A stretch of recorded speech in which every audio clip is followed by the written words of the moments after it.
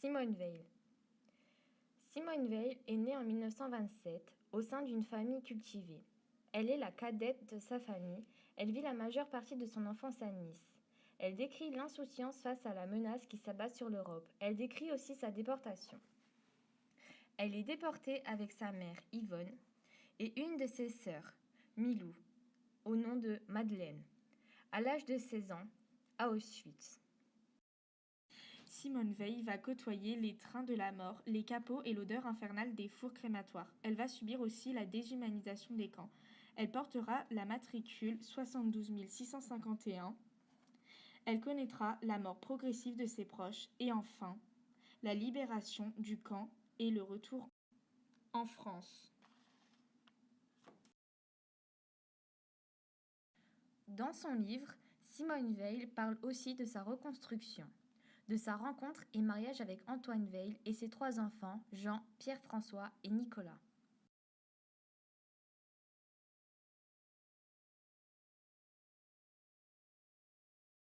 En 1974, elle rejoint le gouvernement de Valéry Giscard d'Estaing en tant que ministre de la Santé.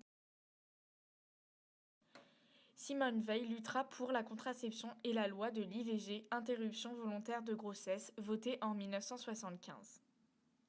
Elle devient la première femme au poste de présidente du Parlement européen de Strasbourg.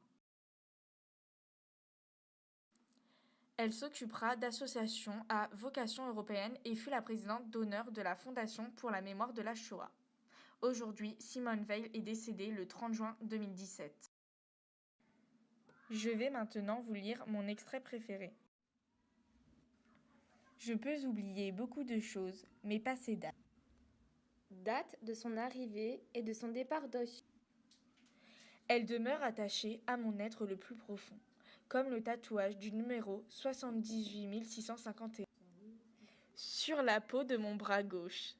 À tout jamais, elles sont les traces indélébiles de ce que j'ai vécu.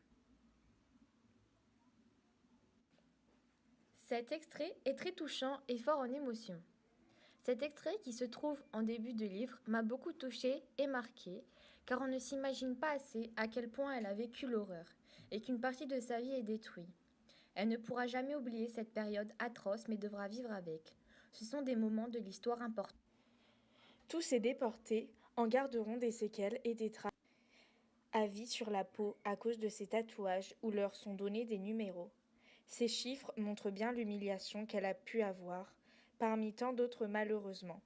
Cet extrait montre que même si elle a survécu, elle et les autres déportés doivent vivre avec un passé ancré en eux, ce jusqu'à la mort.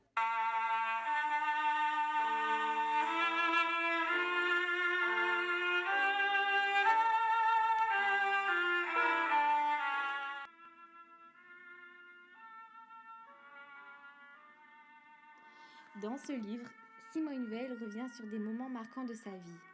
Elle parle de son enfance à Nice dans les années 1930, à la fin de son mandat au Conseil constitutionnel en 2007, mais en n'oubliant pas de passer de sa déportation à Bergen-Belsen, puis Auschwitz, et aussi de son combat pour la loi de l'avortement.